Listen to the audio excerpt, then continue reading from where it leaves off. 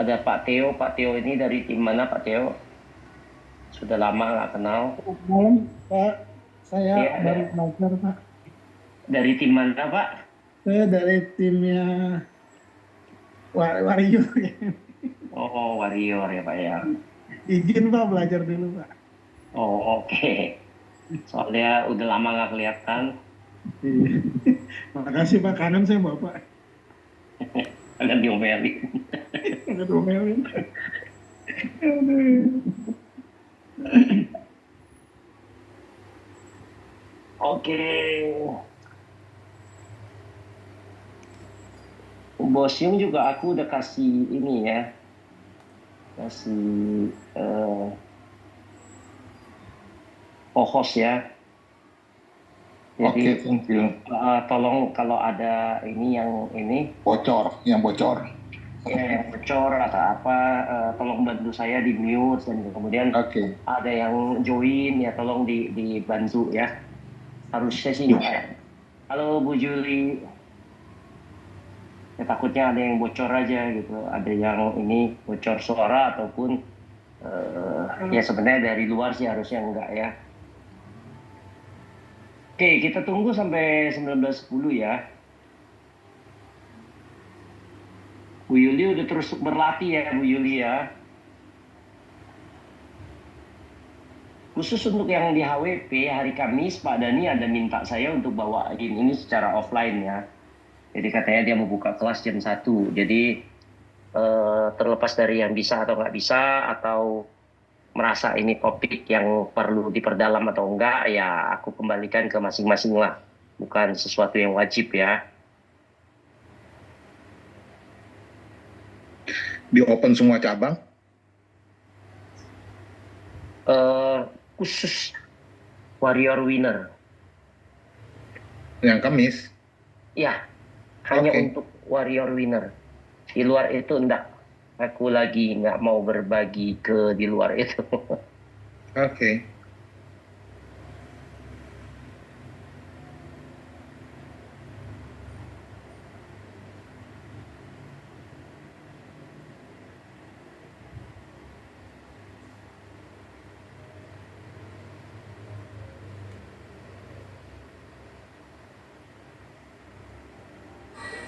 Oke, 6 menit lagi. Oh, Pak Dani udah datang. Ini Pak Dani lagi di mana nih? Bajunya ada legend banget. Selamat pagi. Ya, bajunya the legend. The legend banget. Ini asli nih, pasti orang the legend nih. Tapi kok nggak logo bukannya hijau Tosca udah ganti kuning? Katanya logo itu sekarang udah diganti warna jadi kuning loh Dan. Itu Apa? gua, Bos. Udah kuning ya? Udah kuning sekarang. Oh, tapi tetap segitiga. Segitiga sama, cuman warnanya ganti kuning. Oh, oke. Asli apa palsu tuh? Itu yang asli, yang hijau Tosca katanya palsu sekarang. Gani pakai nama apa dia? Aku mau jadiin co-host.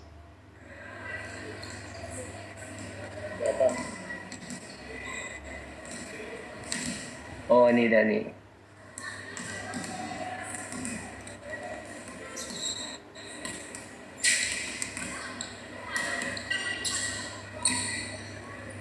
Halo Tony.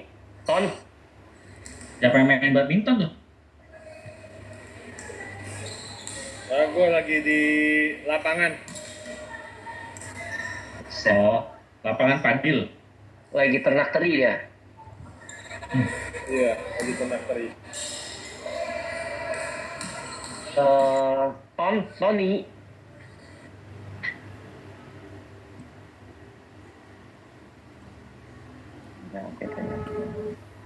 Tony. Aku jadiin kamu co-host. Kalau aku minta contoh SPT, kamu bisa punya ada nggak, Ton? Kalau mau minta contoh SPT, tapi nggak usah lah. Nggak usah, aku nggak mau pakai materi-materi. Karena secara umum kan materi udah di-share kan.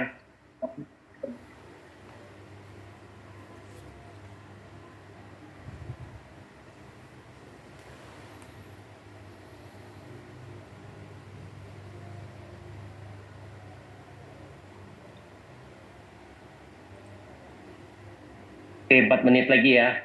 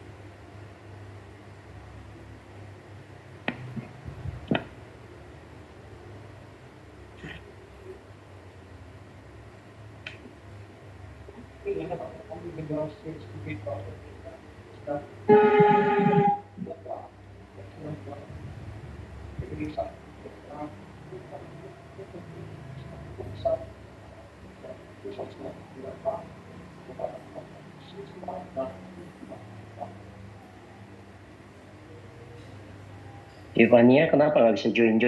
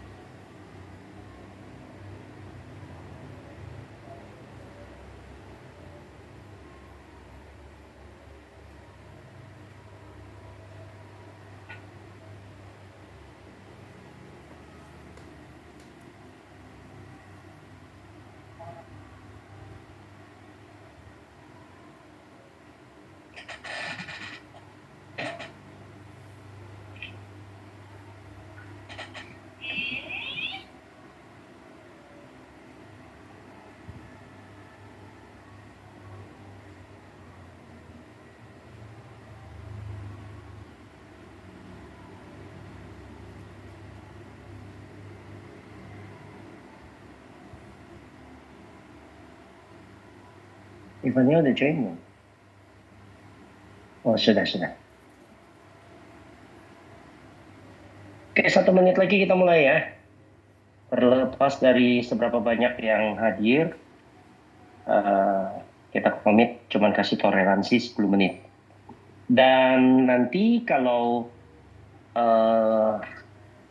mungkin aku akan kasih beberapa waktu untuk jeda ya. Jadi kalau umpamanya ada yang mau tanya, karena kita bentuknya diskusi, ya silakan, nggak usah sungkan ya.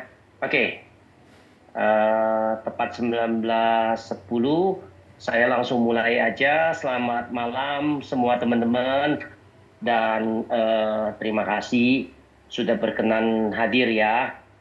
Jadi berharap sesi hari ini menjadi satu terobosan buat kita semua ya, untuk bisa ini. Teman-teman yang aku udah jadiin co-host, tolong bantu untuk ini ya, untuk ini, untuk lihat yang admit itu siapa.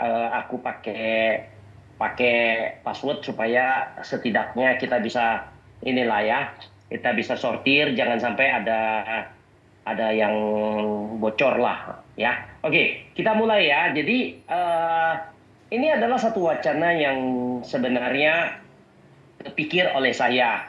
Kenapa? Ketika saya review closingan antara September dan Oktober ya, di dalam 2 bulan terakhir, dan saya coba masuk ke BPM, meskipun secara persis detail sampai produknya nggak terpantau ya, tetapi dari kode produknya setidaknya saya punya gambaran bahwa kebanyakan kita sekarang banyak menjual produk yang misalnya contoh AKTT ya, kesehatan ya dalam arti ya. Betul nggak Mike? Banyak ya Mike? Hampir 95%. Dan kemudian Iya, Pak. kedua mungkin produk-produk endowment ya, misalnya contoh TLP, sorry endowment bukan TLP ya, misalnya edu ataupun retirement. Dan setelah itu ya mungkin TLP bentuknya. TLP sebenarnya sudah UP jiwa tapi lebih ke arah term ya. Nah, oleh karena itu nggak tahu ya, kepala aku kepikir, kenapa kita nggak mencoba melihat sesuatu yang berbeda, yang dimana ini terjadi karena sebuah kondisi. Nanti saya akan paparkan. Jadi mulai dari apa? Mulai dari sebenarnya kita ini agent ataupun leader atau whatever, mau pakai istilah financial consultant ya, terkait dengan apa? Terkait dengan yang namanya eh, asuransi yang jiwa. Buktinya apa? Semua dari kita kalau cek AAJ kita, nggak ada yang AASI, asuransi superfund, atau AA eh, KI, asuransi kesehatan Indonesia, nggak ada. Ya, semuanya AAJI. AAJI artinya apa? Asuransi jiwa Indonesia, semua dari kita. Nah, makanya hal yang pertama adalah itu. Kemudian yang kedua adalah ketika kita masuk lebih dalam, kita sering nggak ketemu kendala. Contoh ya, contoh. Saya nggak tahu siapa yang mau interaksi dengan saya. Yang jago, saya nggak tahu Cynthia ada di sini nggak. Cynthianya Bu Susi ya, jago jual kesehatan. Nah, pernah nggak ketemu kendala yang dimana orang-orang yang mau ambil kesehatan itu berkata, saya sudah punya. Atau saya ya maunya pakai BPJS dan lain sebagainya.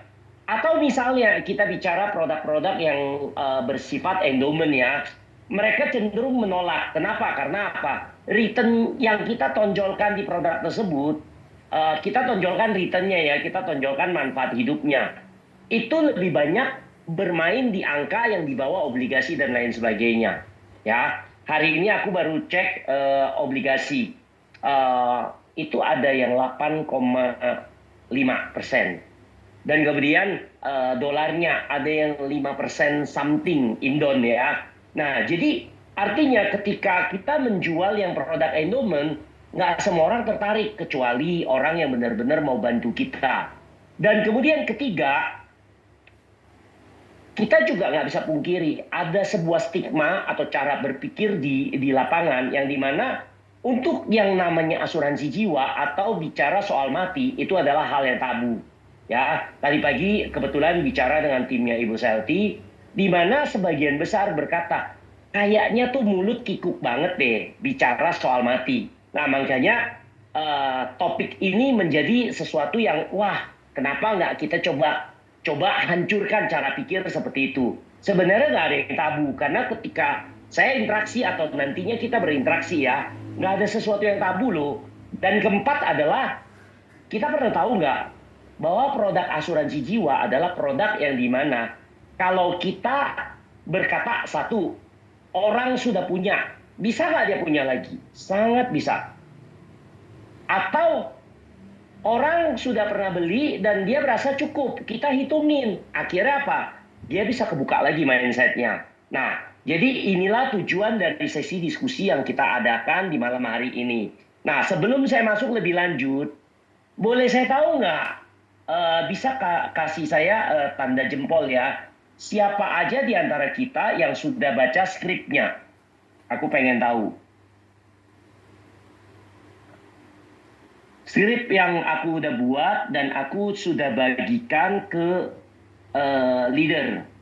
Jadi yang leader yang sudah baca boleh kasih jempol.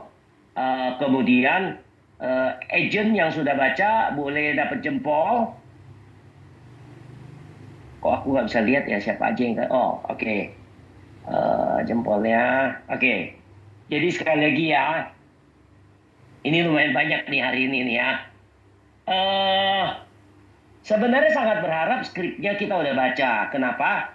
Karena ini topik akan menjadi berat kalau misalnya benar-benar kita nggak pernah baca ya. Tapi it's okay lah ya. Dan sekali lagi saya sampaikan garbage in, garbage out. Tadi pagi saya ada sharing di TW17. Sebenarnya topik hari ini nggak pernah akan cukup atau nggak pernah akan bisa membuat kita tiba-tiba besok udah bisa jadi seorang agent atau seorang leader yang langsung piawai jual UP. Topik malam hari ini hanya sebuah wacana untuk buka mindset kita. Dan kemudian hanya memberikan sebuah arahan untuk kita mau bicaranya ke arah mana. Tetapi selanjutnya ini memerlukan sesuatu yang terus-menerus kita latih. Ya, tadi saya bicara tentang bagaimana saya sebagai seorang yang dimana tadinya mungkin ada Bu Emi dan Selti ya yang tadi ikut dengar, dimana saya ini dulu kalau bicara depan orang banyak itu sering kali gagap. Padahal aslinya nggak gagap. Tapi kalau grogi gagap. Nah kenapa? Karena nggak pede. Kenapa? Karena kurang latihan. Kenapa? Karena nggak tahu mau diomongin apa. Nah sering kali kita jadi seperti itu. Makanya tipsnya adalah pertama, pelajarin materinya dengan baik ya. Supaya apa? Besok kita benar-benar orang yang nguasain materi. Nah, tetapi sekedar kuasain materi cukup nggak? Enggak. Kita perlu secara terus-menerus latihan. Maksudnya latihan gimana? Satu, ya udah pasti kita praktekkan ke nasabah. Tetapi sebelum ke sana, sebenarnya sangatlah baik kalau misalnya kita terus-menerus latihan dengan cara apa? Misalnya contoh, agent dan leader terus melakukan role play. Ya, si agent belajar jadi agent, si leader yang jadi nasabahnya. Coba pertanyaan seperti ini jawabannya apa? Coba penolakan seperti ini jawabnya gimana?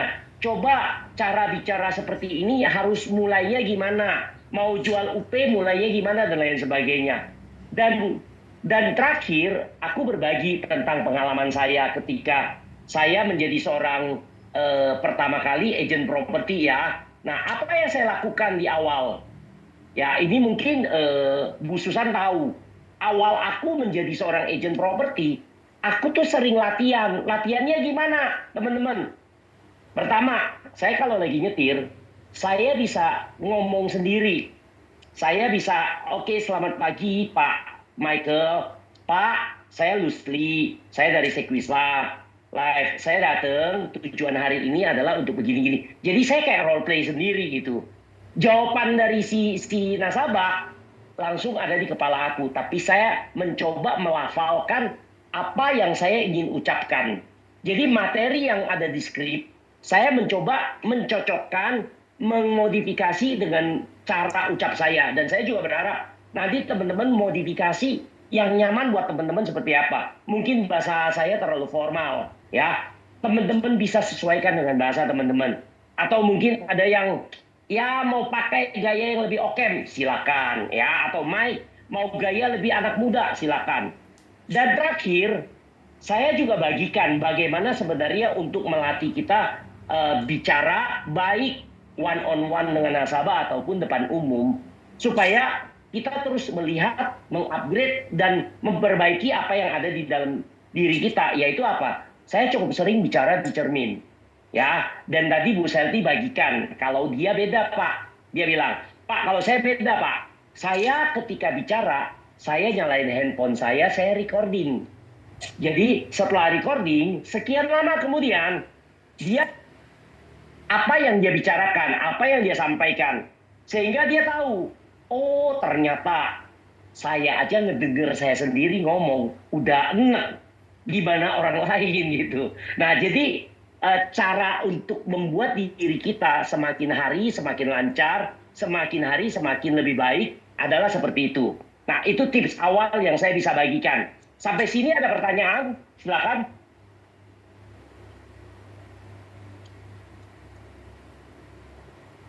Nggak ada?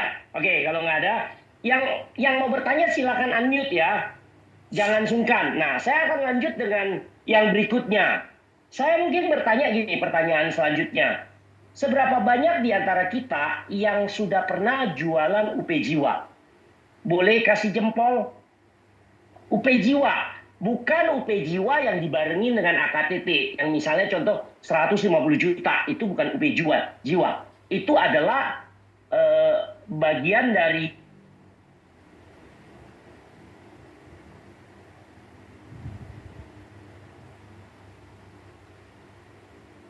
Oh, Fris ya?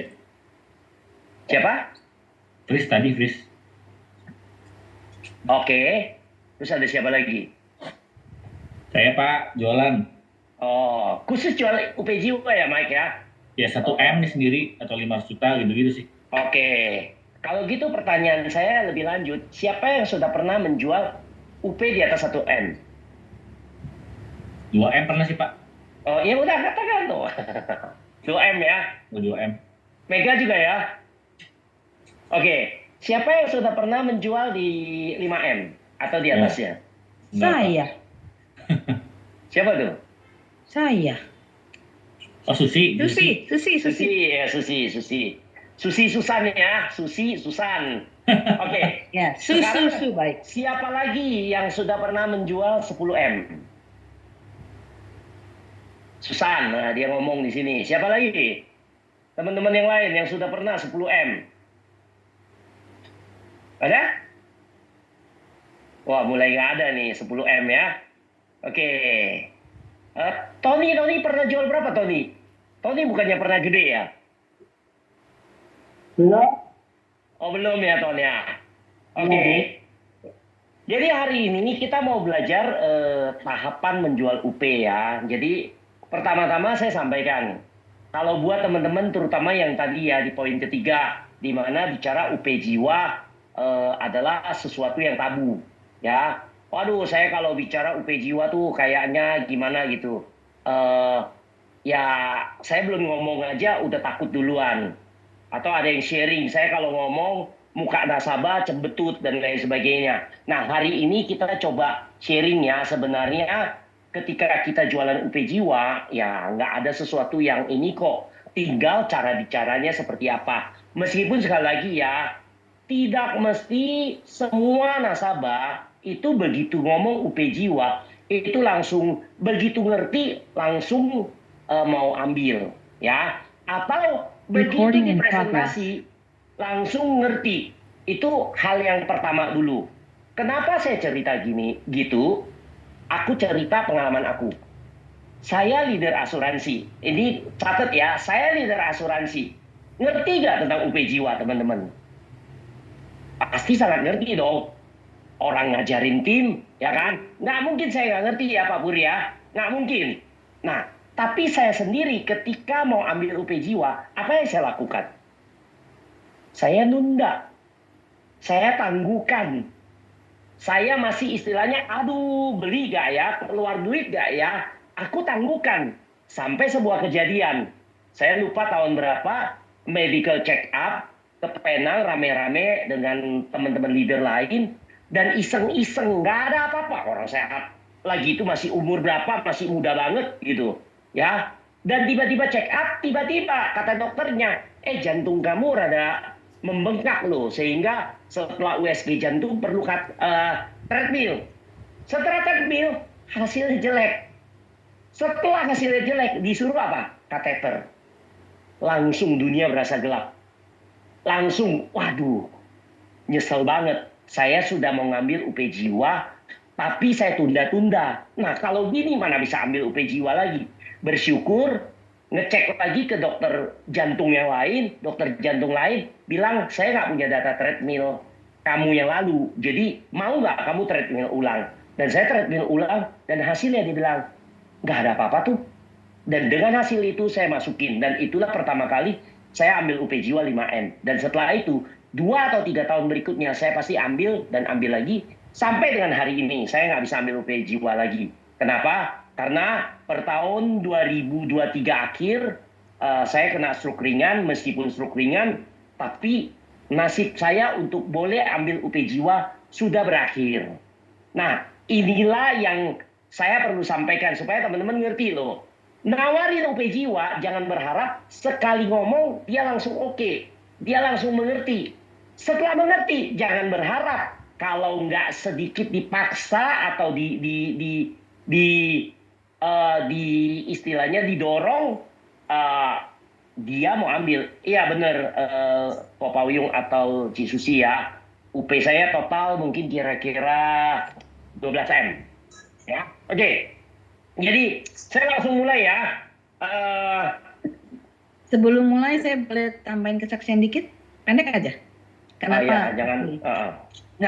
Nggak panjang. Jadi kenapa juga saya akhirnya Kopoyung beli UP.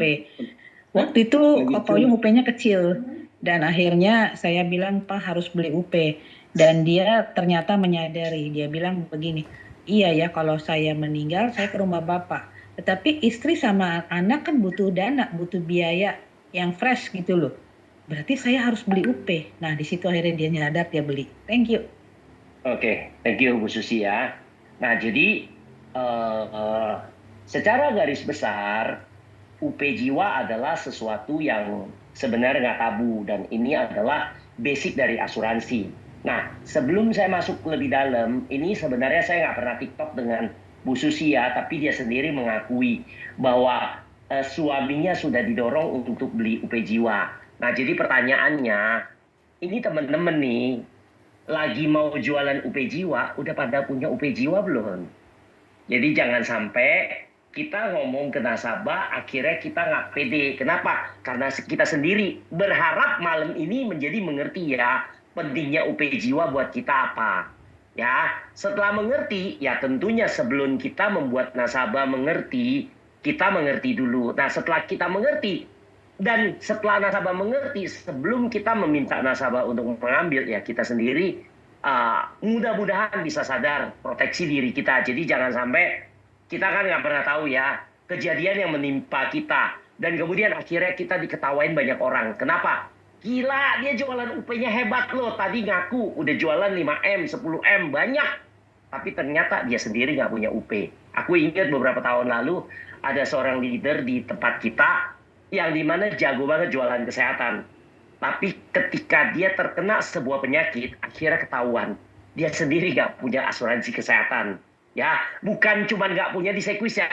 Terserah punya tempat lain kalau udah keburu beli, it's okay. Tapi ternyata nggak punya sama sekali. Sampai kita para leader dan agent, ya kayak ini seperti biasa. Kumpulin sumbangan untuk istilahnya kayak support dia. Nah, ini kan tragis banget ya. Oke, saya langsung mulai ya. Nah, biasanya saya kalau mulai jualan UP ini bicara mulai dari level yang terbawah ya. Yang dimana namanya proteksi income. Nah, proteksi income itu kita sambil buka sendiri ya. Slide atau script yang sudah dibagikan para leader atau leader sudah miliki. Saya nggak tahu kalian sudah bagikan atau belum. Kalau yang sudah dibagikan silakan buka di handphone masing-masing ya. Jadi biasanya saya kalau saya mulai dengan kalimat pembuka yang merupakan hobi saya. Saya piara merpati pos di saat COVID dan merpati pos itu perlu dikasih pakan setiap hari, dikasih makan setiap hari. Jagung, kacang tanah, kacang hijau, kedelai, pokoknya berbagai biji-bijian, termasuk kuaci, biji bunga matahari. Wah kaget kalian nih teman-teman ya. Oh makanannya enak-enak, ketan hitam, ketan beras merah, pokoknya dicampur berbagai pakan sesuai dengan gizi dan sesuai dengan target dia untuk lomba yang seperti apa. Apakah dia anak atau udah atlet yang siap lomba jarak pendek, jarak menengah atau jarak jauh, pakannya beda-beda. Nah, intinya dan di ini dulu disangrai dulu lagi. Mesti masukin kosmos dulu tempat masak nasi untuk supaya mati dari kuman. Nah, itu pakan mereka. Dan saya kalau pergi ke luar kota saat Covid mulai bereda, kan sudah mulai kunjungan ke kota-kota di luar kota ya. Nah, itu anak saya tinggalin tuh. Pin, ini buat merpati papi. Kalau saya pergi 3 hari, saya kasih berapa bungkus? 3. Kalau saya pergi 5 hari, saya kasih berapa bungkus? 5 hari. Dan bersyukur saya belum pergi selamanya. Kalau saya pergi selamanya kan saya mesti siapin bungkusannya banyak banget. Nah, ini biasanya menjadi kalimat pembuka saya kalau ketemu dengan nasabah yang dimana saya target untuk menjual UP. Atau saya target untuk edukasi tentang UP. Terserah teman-teman mau pakai apa. Mau pakai tiang batu atau mau pakai Sanjay Tolani punya teknik atau whatever. atau mau pakai teknik yang sama. Ya, teman-teman bilang piara kucing, ya, atau piara ayam, atau piara anjing, terserah. Tapi inilah hal yang pertama yang saya sampaikan. Nah, kemudian kedua adalah sebuah cerita klasik yang tadi saya sudah sudah sharing, yang dimana ketika pertama kali saya divonis oleh dokter jantung di Penang, ya, dari rumah sakit tertentu yang ngaco belok, ya, bilang treadmill saya jelek dengan tujuan supaya saya mau dikateter, dan kemudian setelah kateter pasti tujuan berikutnya adalah ini nanggung nih, sekalian masukin ring, ya. Goalnya itu, karena ternyata banyak korbannya. Nah, pertanyaannya, malam itu apa yang saya alami ketika divonis seperti itu? Baru divonis seperti itu loh, baru divonis kamu treadmillnya jelek. Wah, kepala saya langsung kayak apa? Kue tiaw Penang yang enak banget. Wah, rasa nggak enak banget gitu. Nah, coba bayangkan kalau misalnya kita divonis usia tinggal 12 bulan lagi, atau usia 3 bulan lagi. Nah, itu kira-kira yang saya mau ajak nasabah yang saya sedang presentasi, saya ajak mereka untuk berpikir, apakah yang menjadi pemikiran mereka? Apa mereka masih berpikir seperti tadi? Cari makanan enak. Ya kan saya udah sampai Penang kan, harusnya kan kalau, wah gila, ini jantung saya ada masalah nih. Sudahlah, saya enak-enak aja makan kue tiaw, makan duren, makan yang pokoknya yang oke-oke. Enggak, saya nggak berpikir seperti itu. Atau, aduh, boro-boro kepikir jalan-jalan. Kaki itu melangkah lemes banget loh. Padahal belum apa-apa loh. Makanya coba bayangkan kalau vonisnya benar-benar satu vonis yang dimana kanker stadium 4. Aduh, gimana rasanya? Nah, makanya aku imagine keadaan seperti itu terjadi di setiap orang. Dan pada saat itu, kepala saya berpikir adalah apa? Bagaimana kehidupan anak-anak saya? Bagaimana kehidupan keluarga saya? Kalau something happen with saya. Ya, sama di pesawat ketika terjadi sesuatu yang dimana, ya saya sebutlah turbulensi. Ya, kepala saya langsung berpikir, apa yang saya harus lakukan? Nah, aduh sayang banget saya belum punya UP yang cukup. Kalau mereka tiba-tiba gimana? Nah, ini adalah pertanyaan yang menurut saya, kalau Anda mau lontarkan sebagai pembuka, silakan. Tapi kalau Anda mau skip bagian ini, silakan juga. Tapi kalau saya nggak sungkan. Saya berani lontarkan ini karena ini merupakan satu fakta. Ya, setiap dari kita kalau ngalamin itu gimana? Nah, berikutnya baru saya mulai cerita bahwa seseorang, kalau memang Tuhan udah memutuskan dia harus pergi, apakah pergi selamanya atau seperti apa, itu adalah sesuatu yang kita nggak bisa hindari. Dan setiap dari kita pasti mengalami itu. Tetapi yang menjadi sesuatu yang harus kita pikirkan adalah, yang menjadi sesuatu yang harus dipikirkan oleh si pencari nafkah adalah bagaimana keluarganya, anak-anaknya bisa tetap hidup dengan keadaan yang sama seperti ada dia meskipun sudah tidak ada dia. Nah, oke, saya buka dulu ruang untuk berinteraksi, ya. Menurut teman-teman, kalau pembahasan seperti ini tabu nggak? Atau ini bikin nasabah kita kayak tersinggung nggak? Kayak marah nggak? Ya lu kok bahas soal mati ya? Kita dibukain pintu nggak, diusir? Silakan komen.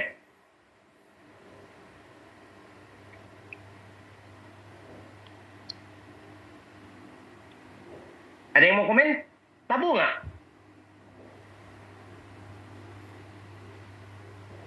Nggak ada yang komen? Ya, tergantung penyampaian sih, Pak. Kalau seperti tadi, Dan. Penyampaian. Hah? Kalau seperti tadi, seperti yang tadi saya sampaikan. Kalau seperti yang tadi disampaikan, ya masih oke, karena itu kan sifatnya testimoni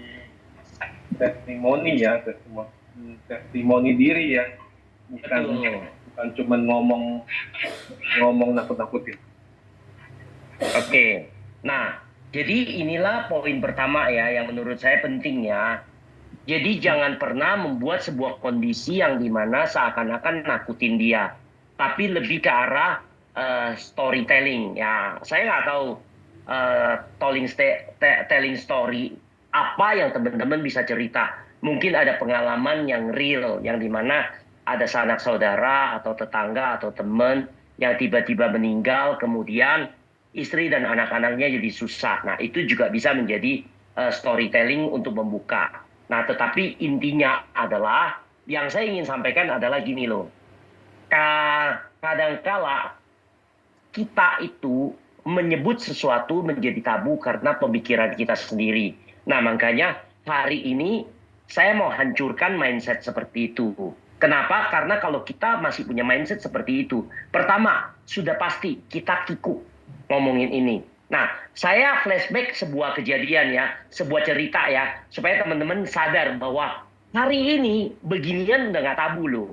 Tapi kenapa di sebagian dari kita yang mengaku agen asuransi bicara tentang UP Jiwa kok masih tabu banget? Oke, saya mau tanya nih, seberapa dari kita udah tahu bahwa orang sebelum mati udah bisa beli kuburan? Atau maaf, bapak atau ibunya dalam kondisi sekarat atau bahkan sehat-sehat, tapi ada anaknya yang sudah beliin kuburan.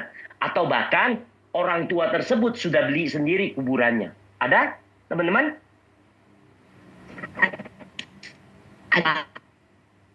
Ada penjual kuburan. Sorry, Ada, Pak. ada ya.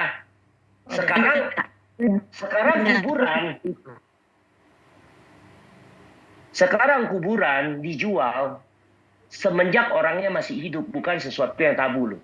Tetapi saya ingat beberapa tahun lalu, ketika pertama kali Taman Memorial, Tony mungkin ada di sini, karena dia masih ikut saya di agent property ya. Ketika pertama kali Taman Memorial yang di Jonggol itu pertama kali dipasarkan, kita bilang gila apa nggak diomelin orang ya jual kuburan.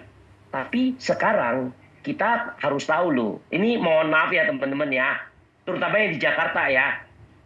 Ingat baik-baik ya, San Diego dibeli saat orang tersebut meninggal dengan sebelum meninggal itu harganya beda banget loh.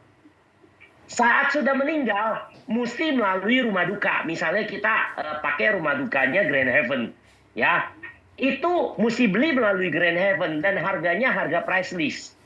Tapi kalau sebelum meninggal atau sebelum masuk rumah duka, kita mau beli, datang sendiri ke San Diego, itu dari price list bisa diskon sekian puluh %. Nah, ini kan hal sederhana. Makanya kenapa hari ini beli kuburan itu bukan sesuatu yang tabu. Kebetulan kemarin pas kejadian orang tua dari Susan, kita beli kuburannya pas sudah meninggal. Dan beli yang udah couple buat maminya sekalian. Terus maminya marahin kita nggak? Teman-teman, nggak ada yang marahin. Malah bilang thank you, karena udah dipersiapkan satu kuburan yang cukup baik untuk nanti dikuburkan bersama papinya. Nah, ini contoh sederhana yang untuk semua teman-teman ngerti bahwa tabu nggak tabu, pikiran yang begini begitu itu sebenarnya tergantung, sorry, aku ke mute ya. Itu tergantung kepada pemikiran kita sendiri. Nah, jadi ini yang pertama ya. Nah, makanya lanjut ya. Hal pertama yang saya sampaikan bahwa yang seperti tadi, ketika kematian menjemput seseorang itu bukan sesuatu yang bisa dihindari.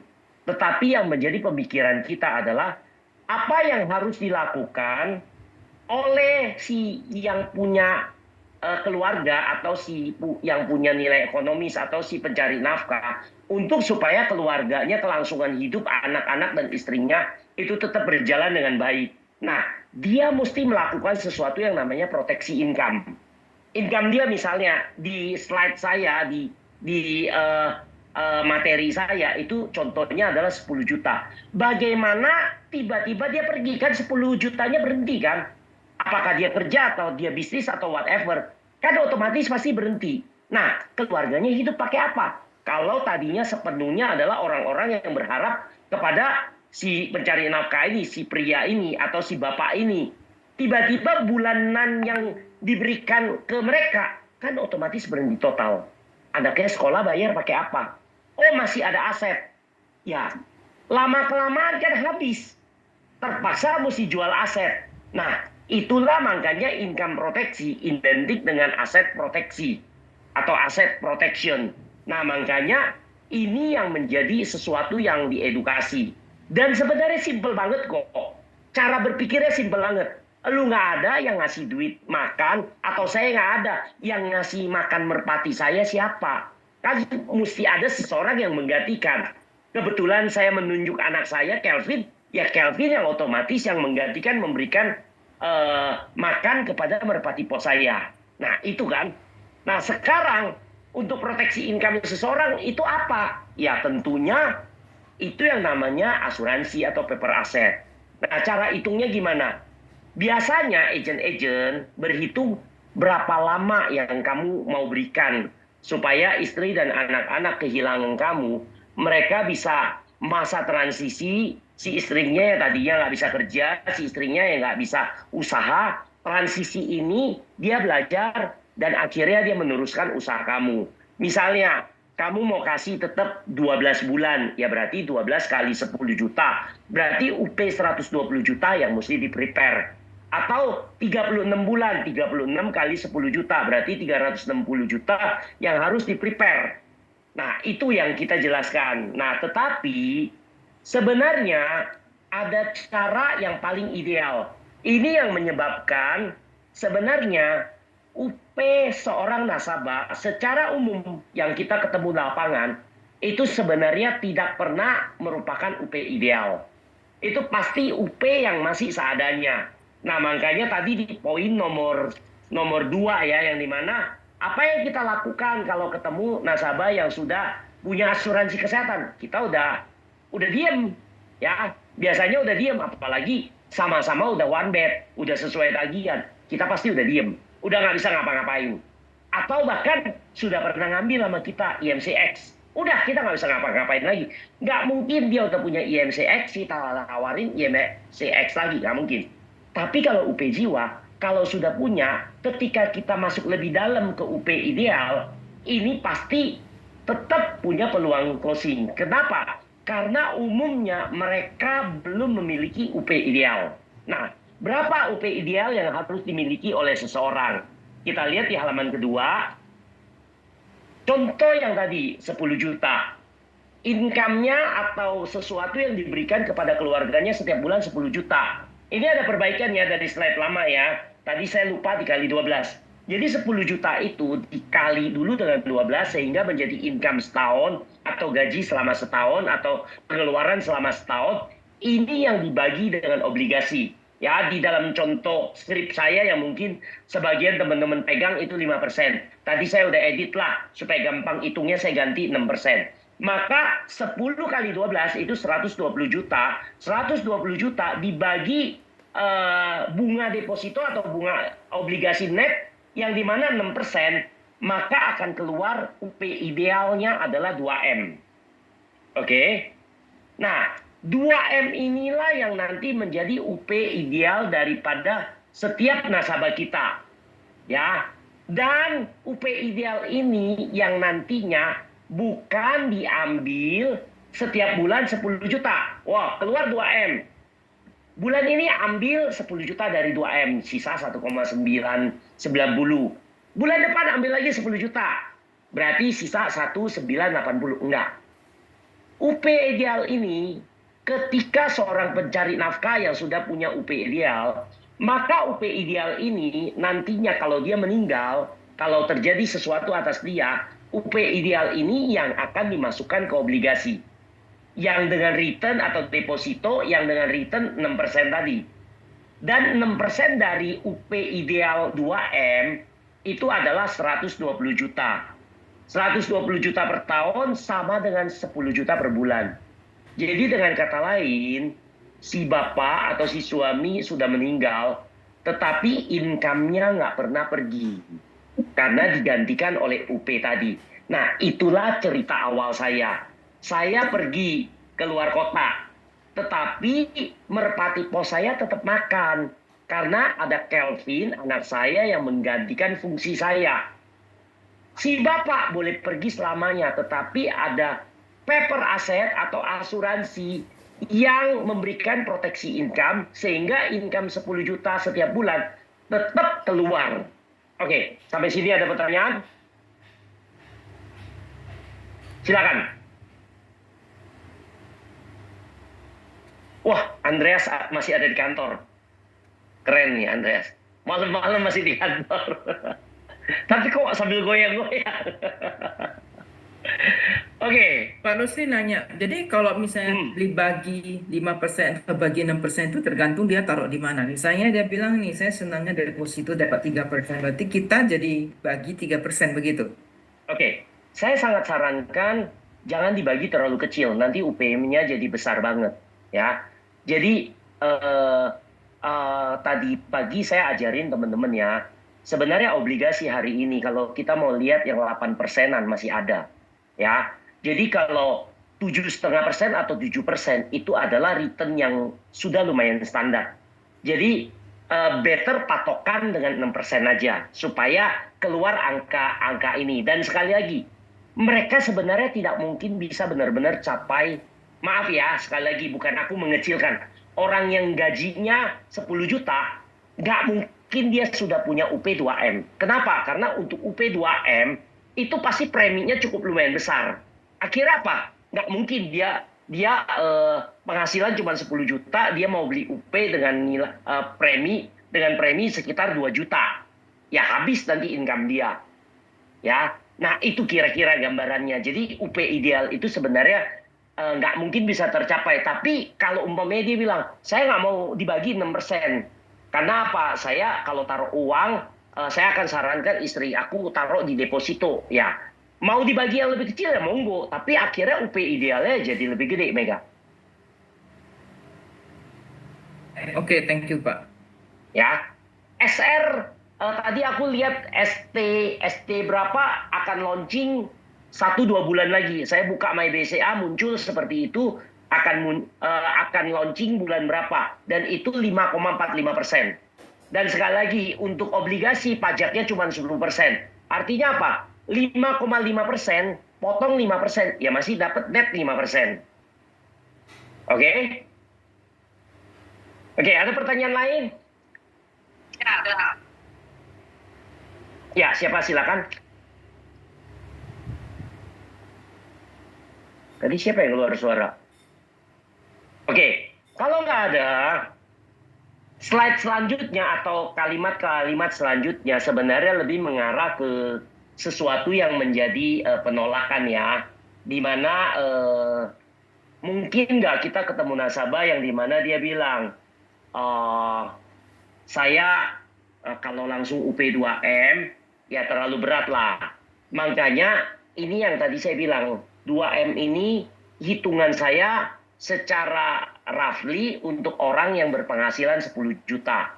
Yang dimana dia pasti kalau kita bikinin Smart Light MPP 5 tahun atau MPP 10 tahun untuk UP2M biasanya menjadi satu beban yang berat. Sehingga akhirnya dia bilang, waduh terlalu berat. Nah, kalau terlalu berat, ada beberapa solusi. Pertama adalah MPP-nya ditarik panjang. Tapi kalau saya tadi diskusi dengan Selti dan teman-teman ya, kalau saya pribadi saya nggak suka MPP panjang. Saya lebih suka tetap MPP pendek. Nah, tetapi kalau saya nggak sanggup untuk premi UP2M tersebut, lebih baik saya sanggupnya berapa. Dan dari situ keluarlah UP dengan MPP 5 tahun. Misalnya keluar 500 juta dulu. Ya udah saya beli 500 juta. Nah, that's why ini yang menjelaskan. Tadi kan di awal saya jelasin. Saya beli UP, saya beli sekian, nanti 2 atau 3 tahun lagi saya beli lagi. 2 atau 3 tahun lagi saya beli. Nah, itu konsep saya. Tetapi sekali lagi ya, bagian ini bukan terkait dengan benar dan salah. Jadi kalau teman-teman mau pakai strategi seperti tadi Selti sempat cerita, dia tarik MPP-nya jadi 20 tahun. Monggo. Supaya apa? UP2M, UP ideal tetap jadi milik dia. Tapi kalau saya lebih senang MOP-nya tetap 5 tahun, 2M dicicil dulu 500 atau 2M dicicil dulu 1M. Nanti 3 tahun kita datang lagi, beli lagi 1M.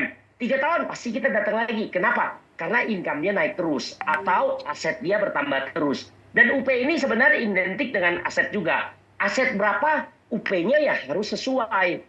Kita hari ini diberkati Dani diberkati Wuling REV ya Dani ya. Dani asuransinya dengan nilai REV. 3 tahun lagi Dani diberkati, minta tolong mute. Dani diberkati, udah ganti jadi apa? BYD Seal Lion lagi, yang harganya udah 600, 3 kali lipat atau 2 kali lipat yang sekarang. Ya bayar asuransinya sesuai itu dong ya Dan ya. Dan suatu hari Dani diberkati Lamborghini-nya Pak Hotman Paris yang harganya 8-10 M.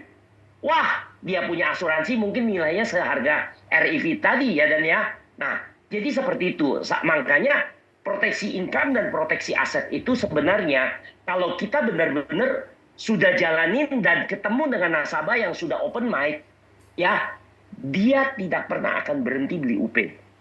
Ketemu kita, dia beli UP. Datang lagi dari agen asuransi lain, Pak ini ada produk UP yang bagus. Oh coba lu bikinin, dia pasti beli lagi. Nah jadi seperti itu teman-teman. Makanya di poin nomor 2, UP ideal ini biasanya dibeli sebagian, bukan poin nomor 2 ya, di poin di bawah setelah saya ingin jelasin cara hitung UP ya. Nah itu teman-teman. Nah setelah itu mungkin nggak ada orang yang berkata gini loh, saya masih punya banyak pengeluaran ya, sehingga apa, saya mesti fokusin dulu pengeluaran saya. Nah saya cuma remind satu hal teman-teman ya, ini contoh sederhana ya. Saya nggak tahu seberapa banyak dari kita yang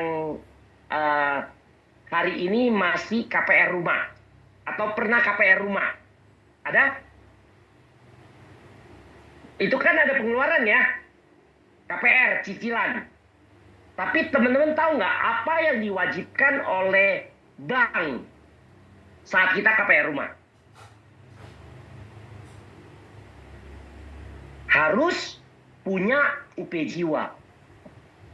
Makanya ketika ketemu nasabah yang bilang, Michael bilang, saya masih banyak pengeluaran Pak, makanya saya beli asuransi nanti aja lah karena pengeluaran saya banyak.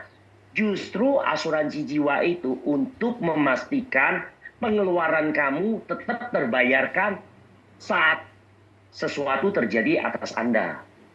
Makanya ketika kita KPR rumah, otomatis pasti bank meminta syarat kita mesti mengambil UP jiwa. Itu nggak bisa kita hindari. Ya, sama dengan beli mobil. Ada salah satu syarat, mungkin dia bukan syaratnya beli UP jiwa karena mobil tidak terkait dengan UP jiwa. Tetapi mobil biasanya dia mensyaratkan apa? Mobil harus diasuransi ORIS. Karena dia nggak mau kita nyicil rumah tiba-tiba mobilnya hilang. Ya dia gigit jari. Sama dengan tadi. Kita pinjam uang untuk beli rumah tiba-tiba mati. Wah dia nggak mau. Tiba-tiba duit dia nggak bisa dibayar oleh kita. Maka dia mensyaratkan harus punya polis asuransi jiwa. Nah ini yang menjadi jawaban sebenarnya. Kita ketika edukasi nasabah, premi asuransi itu harus menjadi prioritas. Prioritas di atas apa? Yang ngalahin prioritas premi asuransi hanya sandang, papan, sandang, pangan. Pangan, sandang, papan. Nah itu, pangan, makan. Nggak mungkin kita beli asuransi kalau kita nggak bisa makan. Jadi makan duluan, harus. Atau ya kita nggak punya pakaian, ya lebih baik beli pakaian dulu daripada beli asuransi. Rumah, kita nggak ada tempat untuk tinggal, apakah sewa atau beli? Ya wajib punya ini dulu. Kalau 3 ini udah punya, baru berikutnya yang dinamakan asuransi, premi asuransi. Bukan handphone iPhone 17 dulu. Pak, saya mau beli iPhone 17 dulu. Atau kalau nggak salah, tadi pagi saya sempat cerita, satu testimoni yang saya dulu pernah dengar dari timnya Kopauyung ya, yang dimana kalau nggak salah ini Susi atau Xiaoling yang dulu cerita. Nasabahnya menunda beli asuransi karena mau beli kulkas dulu, mau nyicil kulkas dulu. Nah terakhir ternyata habis dia nyicil kulkas, dia meninggal. Cicilan kulkasnya nggak ada yang bayarin karena nggak pernah beli asuransi. Akhirnya apa? Kulkasnya diambil karena cicilannya nggak dibayar. Nah, jadi ini yang gambaran bagaimana asuransi menjadi sesuatu yang menjadi prioritas ya. Dan kemudian di poin berikutnya adalah proteksi income sejalan dengan income atau aset. Tadi saya sudah jelaskan. Ketika income meningkat, aset meningkat, ya tentunya proteksinya harus meningkat, UP-nya harus meningkat, UP-nya harus naik lagi. Makanya ini yang menyebabkan ketika kita bisa cross-selling ke UP Jiwa, upselling di produk ini tidak pernah akan berhenti. Secara konsisten, secara terus-menerus, kita ketemu orang ini beberapa tahun lalu lagi, dia pasti akan oh ya, udah nggak cukup ya. Terutama kalau mereka benar-benar sudah mengerti. Nanti saya mau akhiri dengan satu cerita ya, tapi itu nanti setelah poin kedua. Dan terakhir adalah terkait dengan income proteksi adalah jangan lupa jelaskan tentang jenis produk yang sekarang kita sedang tawarkan. Ya, kenapa? Karena cukup banyak nasabah yang ketika proteksi income atau ditawarin paper asset atau UP, mereka konteks atau cara berpikirnya masih ke produk lama, yaitu unit link. Jadi perlu sekali kita jelaskan bahwa produk yang sekarang kita tawarin adalah sebuah produk yang bentuknya hanya bayar 5 kali. Setelah bayar 5 kali, itu UP udah atau proteksi income itu udah menjadi milik kita. Dan kalaupun suatu hari belum kita pakai, dan ini menjadi poin penting ya. Kenapa? Karena asuransi itu lain dengan handphone. Kalau handphone hari ini kita beli, begitu keluar dari toko atau bahkan di toko aja, kita udah buka dusnya, handphone lama kita masukin dus, handphone baru udah kita pakai. Langsung bisa kita pakai. Atau beli tas, ya, keluar dari butik, di bus, kayak lagi trip ya, di bus, kita udah keluarin tas barunya. Kita udah pengen pakai LV yang baru beli, ya, tas lamanya udah masukin di dus. Beli sepatu juga kadang begitu, ya. Nah, kenapa? Karena memang barangnya bisa langsung dipakai. Tapi kalau beli UP Jiwa, kan nggak pernah ada yang berharap. Baru beli hari ini berharap besok gua pakai ya, besok gua mau mati supaya langsung keluar ngebuktiin, ya, handphone ini bagus. Ngerasain manfaat dari handphone ini nggak ada. Kita rata-rata pasti simpen. Nah, makanya perlu sekali poin terakhir ini dijelaskan bahwa suatu hari kalaupun tidak terpakai, ini ada nilai tunainya. Dan nilai tunai ini bisa jadi apa? Bisa jadi sesuatu yang dimana menjadi kalau kondisi darurat, kita perlu keperluan darurat, ini bisa menjadi buyback guarantee. Atau kedua, kondisi darurat itu kita nggak pernah mau jual polis kita, karena kita tetap mau dapetin manfaatnya. Kita bisa pinjam uangnya, kita bisa pinjam nilai tunainya, dan ini akan menjadi faktor pemotong kalau sesuatu terjadi. Oke, sesi pertama sampai di sini. Ada pertanyaan? Silakan unmute. Proteksi income cocok untuk market yang middle low. Middle low maksudnya apa? Orang pekerja atau usaha yang mungkin bisa jadi masih kontrak rumah, bisa jadi belum punya motor bahkan, bisa jadi asuransinya pun asuransi kesehatan BPJS. Tapi UP Jiwa mereka tetap perlu jaga bagaimana bila sesuatu terjadi atas mereka. UP-nya mungkin nggak gede-gede, cepet atau nope, tapi mereka tetap butuh. Ya, kenapa? Karena di Bali UP Jiwa ini dipakai bahkan untuk sekedar ngaben. Ya, ketika orang meninggal itu perlu bakar mayat, dan bakar mayat itu ada sebuah seremonial, dan seremonial itu memerlukan biaya. Maka setiap orang di Bali itu rata-rata punya UP Jiwa yang nilainya 50 juta atau 100 juta. Nah, atau UP Jiwa untuk middle 1M, 2M, atau mulai dari 500 sampai dengan ya sekitar 3M atau bahkan 5M, itu middle. Nah, ini masih cocok. Oke, ada pertanyaan? Silakan. Ada total 40 orang yang ikut. Silakan, ada pertanyaan. Jangan Mega mulu yang nanya. Kalau Mega banyak tanya, meskipun ilmunya sudah tinggi, dia tetap bertanya. Ya, supaya ilmunya makin tinggi ya Mega ya. Betul, Pak, setuju. Teman-teman lain, ya Pak Pur, sudah unmute. Silakan Pak Pur. Monggo Pak Pur. Pak Rusli tadi menyampaikan bahwa lebih baik masa pembayaran premi pendek daripada panjang. Padahal panjang itu juga kan untuk memperingan pembayaran premi. Oke. Begitu, Pak. Nanti di topik kedua, aku akan jelaskan 1 banding berapa. Nah, itu tujuannya pendek adalah supaya satunya ini bisa menjadi jadi berapanya lebih besar. Jadi contoh ya, kalau umpamanya UP1M dengan MPP pendek ya 5 tahun, itu preminya misalnya contoh untuk orang usia 30 itu jauh lebih murah. Misalnya contoh aja lah, atau saya bicara usia 40 lah atau mendekati 40. Untuk UP5M itu preminya kira-kira ya 100 juta per tahun. Bayar 5 tahun, total 500. Tapi kalau kita bayar 10 tahun, itu nggak 500 lagi. Tapi bisa jadi 70 juta atau 75 juta per tahun. Total 70 juta kali 10 itu 700 juta. Nah, ini yang kita mesti pahami. Mau bicara total premi terlihat murah, atau mau bicara setiap bulan murah, tapi 10 tahun kan sama. Kayak kita nyicil sesuatu, kita nyicil mobil, kita tarik 2 tahun, pasti preminya lebih mahal daripada kita tarik 5 tahun. Tapi totalannya dijamin yang lebih panjang, yang lebih gede daripada yang lebih pendek. Nah, makanya saya cenderung, kita bicara saya ya, baik saya itu sebagai nasabah ataupun saya itu sebagai agent. Saya sebagai nasabah, saya lebih suka pendek. Kenapa? Karena saya sudah tahu kemampuan saya selama 5 tahun. Kalau kemampuan saya ditarik panjang 20 tahun, saya nggak yakin. Saya tetap mampu nggak punya penghasilan misalnya ya. Saya bayar premi setahun 50 juta. Saya nggak tahu loh.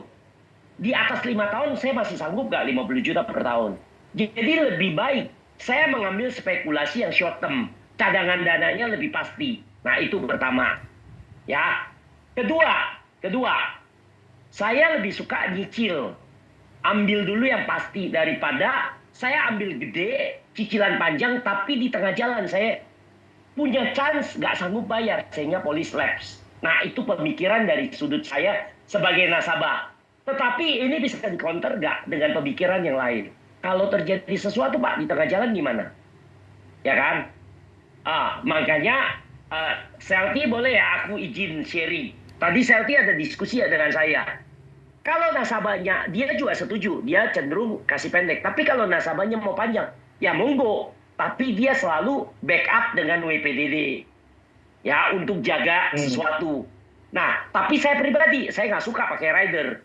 Kenapa? Karena ada faktor-faktor bisnis dan lain sebagainya, biaya juga, dan lain sebagainya. Saya jarang banget mau pakai seperti ini. Nah, sekarang sudut agent, Pak. Sudut agent. Ketika Bapak bikin 10 tahun atau 20 tahun, dia kalau Bapak 3 tahun lagi datang nih, Pak. Dia akan bilang gini, Pak Pur mau nawarin apa? Yang ini aja masih belum lunas. Masih 7 tahun lagi, Pak Pur.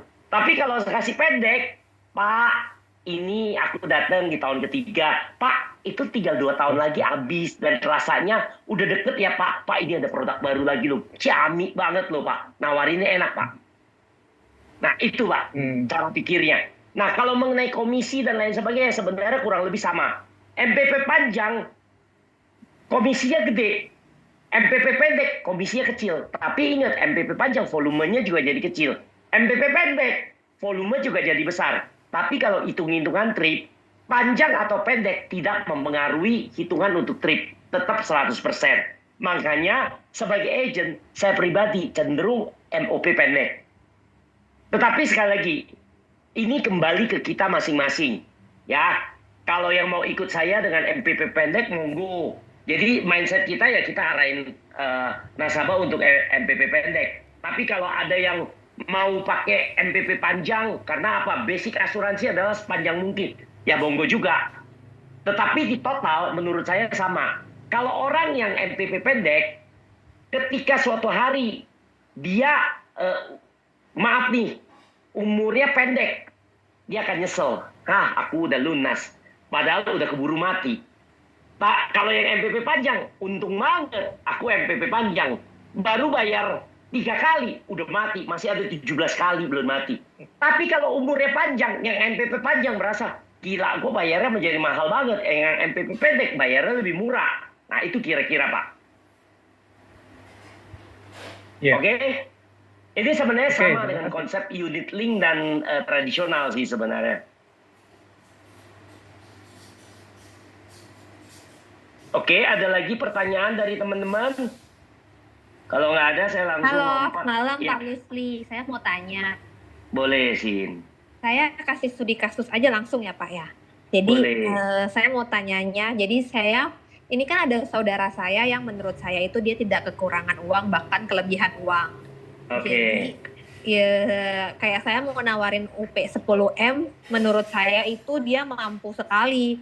Nah, tapi yang saya bingung itu memulainya itu kalau dari Pak Rusli kasih contoh studi kasus. Jadi benar-benar kayak Pak Rusli mencontohkan, bisa nggak? Boleh tolong Pak? Jadi ini adalah nasabahnya kaya raya ya? Ya, betul. Oke. Sebelumnya boleh tahu nggak, Cynthia dari TWL 1 ya, betul ya? Iya, betul. Betul ya. Dan Cynthia sudah dikasih leader. Aduh, Sorry Pak. ya nggak apa-apa. Cynthia sudah dikasih skripnya sama leadernya Ibu Susi. Iya, sudah Pak. Sudah dibaca?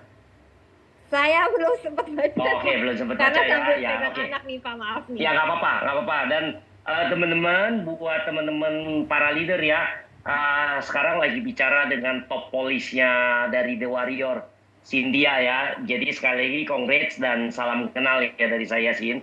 Nah, Ya, saya langsung jawab pertanyaan Cynthia dengan skrip kedua ya. Jadi apa yang Cynthia tanya itu ada di skrip kedua. Skrip kedua ini adalah skrip yang dimana saya peruntukkan atau kita peruntukkan untuk nasabah yang dimana, aduh Pak, jangan bicara proteksi income lagi Pak. Jangan bicara proteksi asetnya lagi. Pak, asetnya udah nggak terhitung, income-nya mah, aduh udah nggak perlu cerita gaji Pak.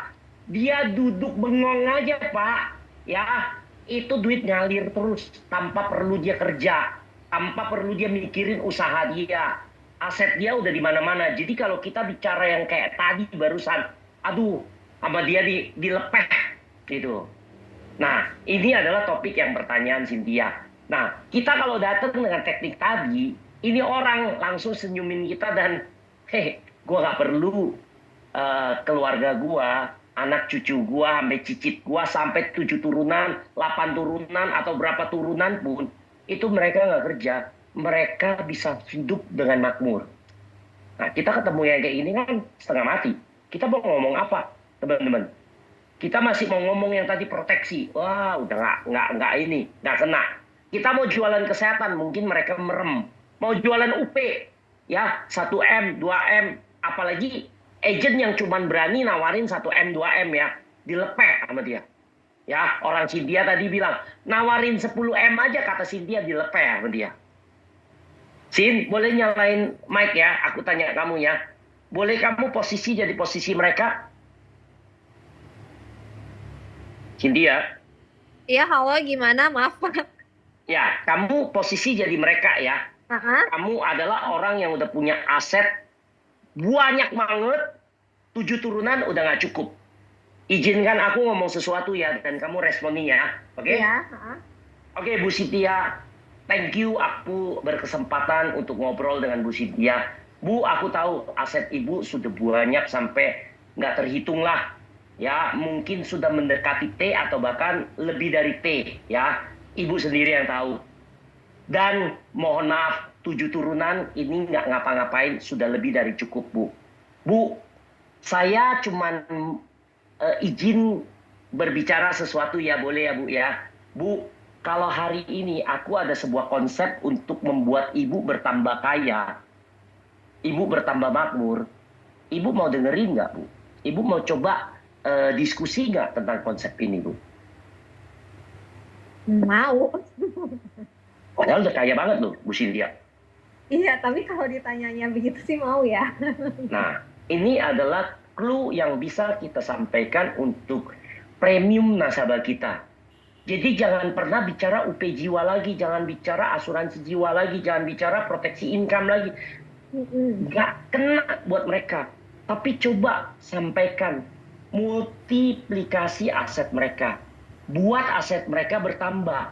Orang yang punya 100M, kalau misalnya datang seorang temen yang ngawarinnya Kang Tau, gua ada Kang Tau bagus loh. Ya, ini cuannya bisa ini loh, BEP-nya 3 tahun loh. Ya, dan kemudian nanti habis BEP setiap bulan bisa berapa persen loh. Mau nggak dia? Pasti mau. Atau dia didatengin oleh orang properti. Pak, ini ada properti bagus banget Pak. Yang jual kondisi BU habis. Dan properti ini murah habis. Bapak beli, dijamin untung Pak. Beli nggak dia? Atau misalnya dia dapat bocoran. Hari ini emas nih 2 juta. Pak, tahun depan dijamin naik 2,5 juta. Beli nggak dia? Meskipun dia udah kaya raya loh. Pasti beli. Nah makanya strategi untuk premium nasabah, strategi untuk orang yang dimana sudah di atas rata-rata ya, yang dimana kita bicara middle up. Maka strategi yang tepat adalah bagaimana cara membuat mereka yang sudah kaya bertambah kaya. Itu aja sih yang menjadi pembuka. Nah, jadi apa yang harus kita lakukan ketika ketemu nasabah seperti ini? Aku lanjut ya, tapi Cynthia nggak usah interaksi lagi, nggak apa-apa. Jadi yang saya bisa lakukan biasanya saya bertanya kepada mereka, mohon maaf Pak, Bapak selama ini dari bisnis Bapak, pertama kalau Bapak dapat sebuah hasil, pasti kalau tahu bisnis itu udah menghasilkan, Bapak pasti akan mengembangkan bisnis itu sebanyak mungkin, sebesar mungkin. Atau kalau ada bisnis lain yang menarik, Bapak pasti akan terus putar modal Bapak untuk bisnis lain. Di mana tujuannya satu Pak, membuat Bapak bertambah kaya. Nah, pertanyaan saya yang selanjutnya, kalau sudah ada dana lebih Pak, dana dari kerja Bapak atau usaha Bapak yang tadi ya, yang sudah seabrek-abrek tadi, yang berikutnya yang Bapak akan lakukan terhadap dana tersebut, Bapak paling suka instrumen investasi yang mana? Nah, ini biasanya kalau kita lontarkan, ada berbagai jawaban ya. Saya karena ini online, saya nggak bisa berinteraksi satu persatu. Kalau offline biasanya saya bisa tanya, kalau kamu sukanya apa? Tapi ketika kita tanyakan di situ, nah di poin saya itu cukup lumayan banyak. Ada logam mulia, ada obligasi, ada forex, ada reksadana, ada properti dan lain-lain. Di mana sebenarnya tujuannya cuma satu. Orang kaya sekalipun kalau dia dapat cuan 10M, dia nggak pernah mau 10M-nya itu ditaruh tetap jadi 10M. Sekalipun dia udah kaya raya, sekalipun 10M udah kayak uang receh buat dia. Tapi yang pasti dia akan lakukan, dia akan berpikir, taruh di mana ya supaya 10M bertambah. Dia nggak pernah akan taruh. Dan bahkan tadi siang, tadi pagi, interaksi dengan seorang timnya Ibu Selti, yang dimana menurut aku sudah cukup makmur. Dia bahkan melepeh deposito dan obligasi. Buat dia nggak menarik. Dan cukup banyak nasabah-nasabah kita atau orang-orang yang kita kenal, yang udah well, yang ya deposito yang tadi aku cerita cuma 6-7%, itu udah nggak menarik buat mereka. Mereka pasti cari sesuatu yang lebih daripada itu. Nah, inilah yang menjadi sesuatu yang kita mesti pahami. Bahwa orang kaya sekalipun, mereka ingin bertambah kaya, sehingga uang mereka pasti akan taruh di instrumen yang tepat. Nah, sekarang pertanyaan yang lebih lanjut. Silakan teman-teman yang ahli ya. Kalau saya taruh sesuatu di logam mulia, misalnya contoh ya, logam mulia hari ini 2 juta per kilo, per gram, per gram. Kalau saya mau beli 1 kilo, berarti kan 2 miliar ya. Contoh, saya mau beli logam mulia 2 miliar. Artinya 1 kilo. Saya nggak tahu siapa yang mau jawab. Yang ahli logam mulia, 2 juta bisa naik ke berapa ya teman-teman? Sebutlah satu angka yang menurut teman-teman. Saya yakin banget suatu hari logam mulia bisa jadi berapa? Coba sebut. Siapa yang mau sebut? Yang punya simpenan logam mulia banyak. Ada? Melisa lagi temenin nasabah, lagi prospek sambil prospek. Jadi dia nggak bisa jawab. Logam mulia dia banyak, berkilo-kilo. Ini siapa nih? Oh, sekarang 2,4. Oke lah, aku nggak tahu ya. Yakin ya sekarang 2,4 ya? Oke. Andai kata sekarang 2,4, bisa jadi berapa? Bu Maria, 3 juta. Kapan tuh 3 juta? Kapan Bu? Bu Yeni, 3 juta. Habis cinca. Oke, 5 tahun lagi. Bisa jadi berapa? Kita long term. Kita bukan pemain short term. Kita taruh uang ini untuk long term. 5 tahun lagi, yang 2,4 juta bisa jadi berapa? Ayo, kasih saya sebuah tebakan. 10 tahun bisa jadi berapa? Bu Maria, 10 tahun lagi jadi berapa? Oh, 3 juta. Bu Maria boleh open mic, karena Bu Maria pasti emasnya banyak nih. Suka banget sama logam mulia. Bu Maria?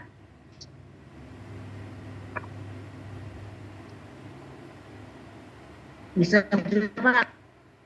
Bisa berapa? 4 juta. 10 tahun lagi bisa 4 juta ya. Oke. Artinya saya buletin aja lah 4,8 juta. Jadi di dalam 10 tahun, sebentar. Power bank saya dong. Sebentar ya, HP saya lowbat. 10 tahun lagi, nilai yang tadi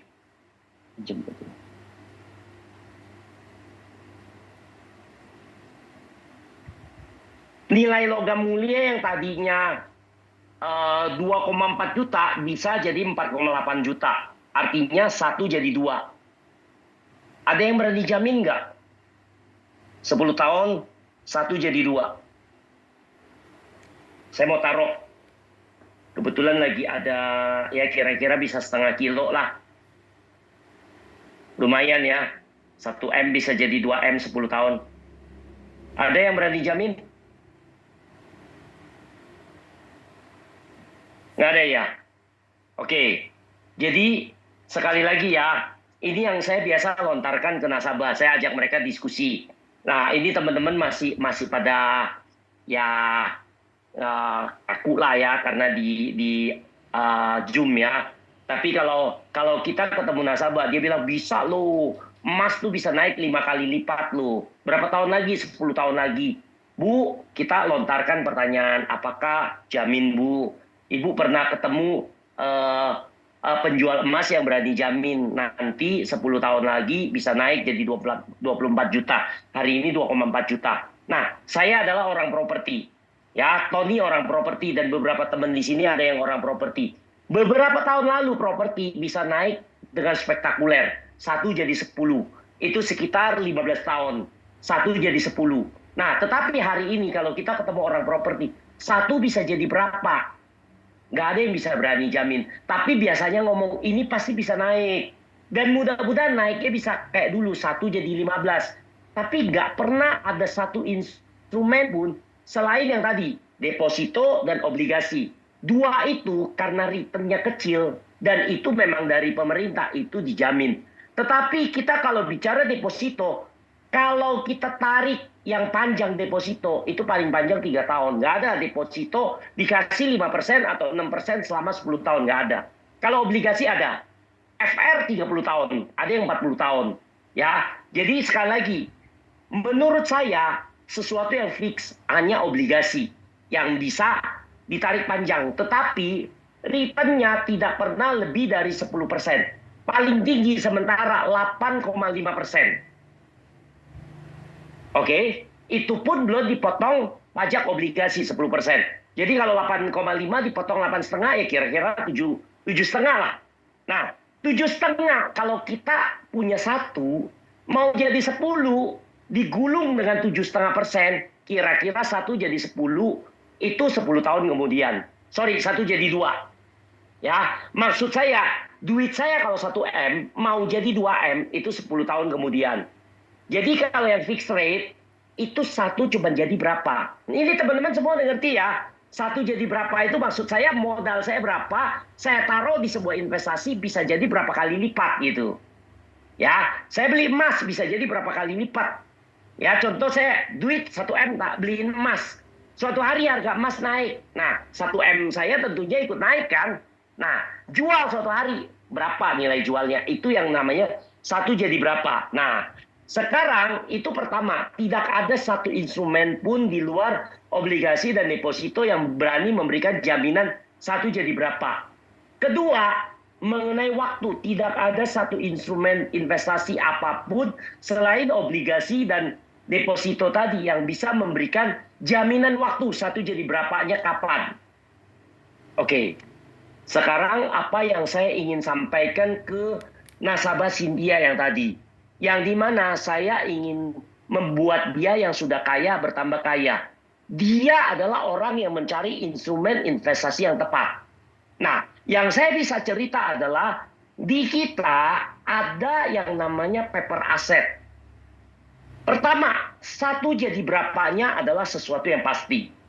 Contoh, saya ada bikin ketikan di skrip ya, itu satu jadi 16 untuk orang yang usianya 30 tahun. Artinya untuk saya punya UP Untuk saya punya UP 10M, saya cukup total mengeluarkan 625 juta. Yang artinya kalau saya bagi ke setiap tahun itu cuma sekitar 125 juta per tahun. Bayar selama 5 tahun. Total 5 tahun adalah 625 juta. 625 juta yang saya simpan itu bisa menjadi 10M. Itu yang maksudnya 1 jadi 16. Atau di usia 40, saya untuk dapat 10M cukup 210 juta. Makanya 1 jadi 9,5. Atau di usia 50, 1 4,5. Artinya untuk saya dapat 10M, itu cukup saya keluar uang sekitar 2M. Yang dimana dicicil 5 tahun. Nanti detail ini tanya ke leader ya, satu jadi berapanya ya. Karena pokoknya intinya adalah satu jadi berapanya. Yang saya jelasin ke nasabah. Dan bahkan untuk usia 60, 1 masih tetap bisa jadi 3. Oke. Saya lompat dulu ya ke sebuah cerita supaya teman-teman jadi kebayang ya, satu jadi berapanya. Ada satu orang nasabah, salah satu agent yang hari ini sudah nggak bersama kita lagi, ya, di mana nasabahnya ini adalah orang yang sangat insurance minded, dan dia punya bisnis cukup banyak di mana-mana ya, ada tambang, ada sawit, ada tambak ikan, dan bahkan ada seperti waterboom dia punya juga. Pokoknya bisnisnya banyak lah, dan dia cerita. Hampir rata-rata bisnis itu tidak menghasilkan sesuatu karena dia punya bisnis, dia nggak pernah kelola sendiri lagi karena dia banyak ya. Rata-rata orang yang kelolain. Dan dia cerita, kalau ngarepin cuan yang seperti itu, muyung lah dia bilang. Kenapa? Pasti cuannya dimakan oleh orang yang kelola. Jadi yang dia harapin adalah bagaimana asetnya bertumbuh, bagaimana investasinya bertumbuh, artinya propertinya semata. Dan dia cerita rata-rata udah stuck ya, sehingga ketika kita bicara paper asset, nasabah ini usia hampir 70 dan di kita UP jiwa hanya bisa ambil sampai dengan usia 65 ya. Kita terus kasih masukan untuk UP jiwa yang lebih besar, tapi sampai hari ini belum terakomodir. Jadi kita bicara batasannya masih 65. Istrinya 60 lebih ya, sehingga dia beliin UP jiwa buat istrinya. Oke, preminya berapa? Preminya 1,6M dan MPP-nya 5 tahun. Jadi 1,6 M, kalau bayar semua total 1,6 kali 5, 8 M. Dapat UP berapa? Dapat UP 25 M. Nah, 8 jadi 25. Itu identik dengan 1 jadi 3. Mike, nyalain Mike.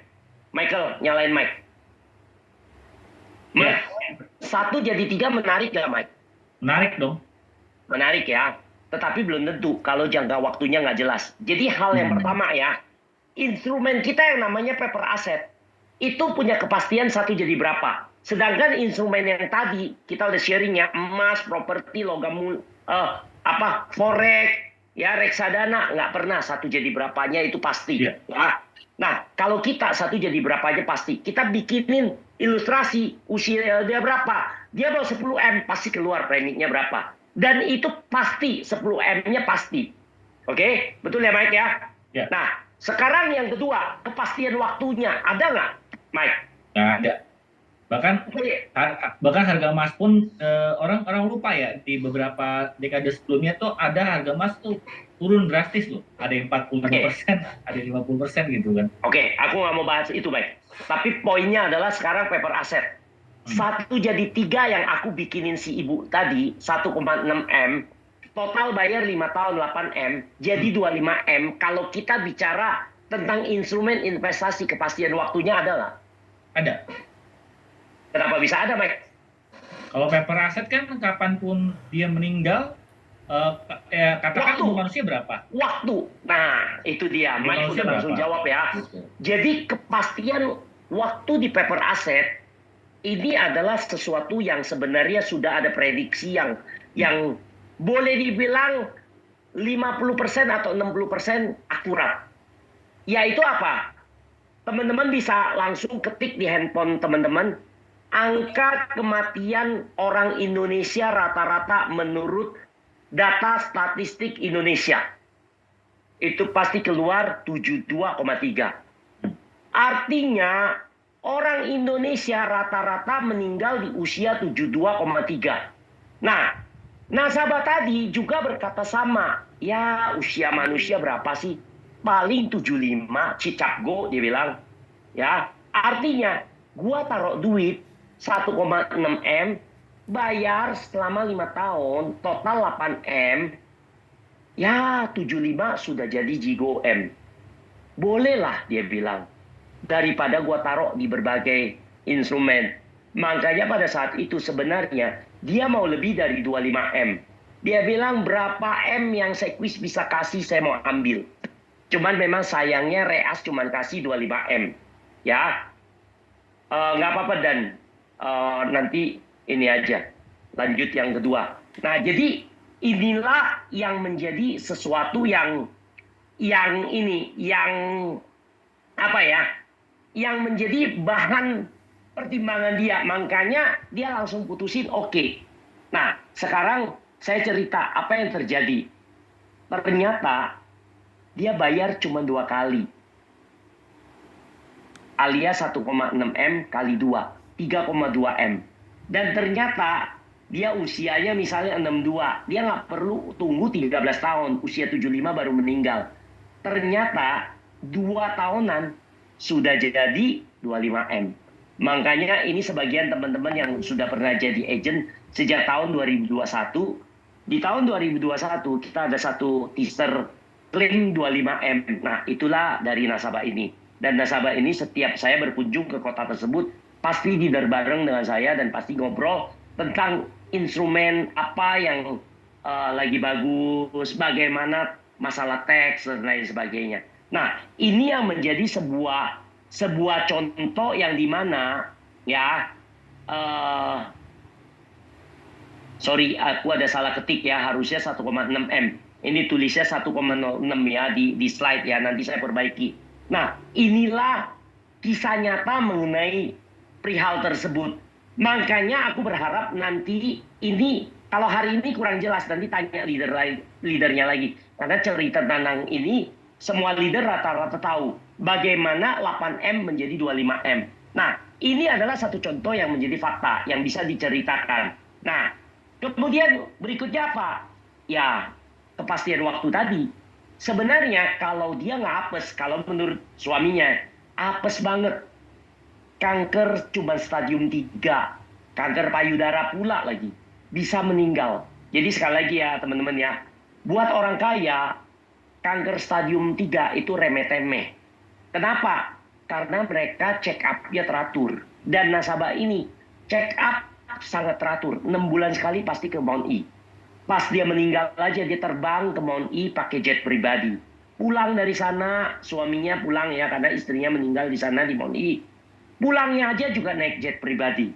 Jadi sekali lagi, inilah sebuah kondisi yang kalau nasabah kita yang premier tadi sudah insurance minded, mereka akan jadikan sarana beli UP itu untuk memperkaya diri. Oke, sampai sini saya stop dulu. Ada pertanyaan?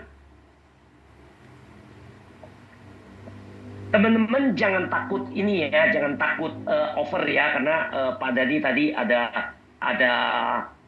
note ke saya, ini materi akan terus-menerus berulang. Nantinya, bentar ya Mike, nantinya kalau umpamanya sesinya nggak bisa saya bawakan, leader teman-teman akan terus-menerus saya bekali untuk mereka bisa bawakan ini. Dan untuk yang di Jakarta, hari Kamis nanti kita ada kelas juga di HWP. Pak Dani akan buka. Oke, Mike, silakan. Pak, saya baru ingat saya pernah tahu PPS 10M juga. Dia bilang takut kayak kasusnya Mirna, Pak. Diracunin terus meninggal, Pak. Itu gimana, Pak? Kayak takut kasusnya itu loh. Oke, ya intinya adalah gini. Penolakan dari nasabah itu beragam-ragam, ya. Ada yang takut inilah, ada yang takut beli UP mah kayak lu nyumpain mati dan lain sebagainya. Tapi ya menurut saya sekali lagi ya, untuk mengedukasi yang seperti ini perlu yang namanya kairos, waktu yang tepat. Artinya tugas kita secara persisten ngomong, tugas kita tetap dengan mentalitas yang dimana ya ini bagian dari tugas kita untuk edukasi mereka. Sampai tiba waktunya mereka oke dan akhirnya ambil terus setiap berapa lama sekali. Ya, yang penting kita benar-benar kuasain, dan aku cuma punya challenge satu. Ketika dia mau berdebat dengan rasional, sebenarnya orang pada dasarnya akan mengakui bahwa dia butuh yang namanya proteksi income kalau middle low, atau proteksi aset kalau middle. Atau setiap orang pasti ingin tambah kaya. Nah, jadi sekali lagi, ini hanya sesuatu yang dia cari-cari lah. Nanti gua takut diracunin. Atau yang suaminya ngomong, nanti istri gua kawin lagi. Ya, aku pernah satu kota bikin seminar, dia bilang istri gua kawin lagi kalau gua kasih UP gede-gede. Saya bilang, apa nggak sebaliknya Pak? Kalau Bapak meninggal dengan UP gede Pak, istri Bapak malah akan jadi janda yang dimana jagain aset Bapak. Karena UP-nya gede. Tapi kalau nggak tinggalin apa-apa, ya dicari lagi. Aku bilang, oh akhirnya dia ketawa. Jadi sekali lagi, cukup banyak rejection yang ngada-ngada lah, aku bilang. Ya, oke. Ada lagi? Pak, Ya. Untuk kalangan high class kan memang UP ya yang bisa masuk.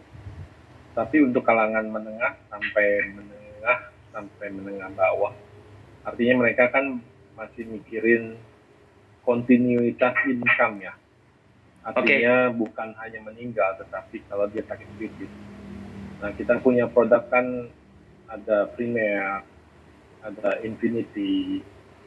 Apakah kalau kalangan menengah ke bawah itu lebih cocoknya fokus kepada income-nya mereka dulu?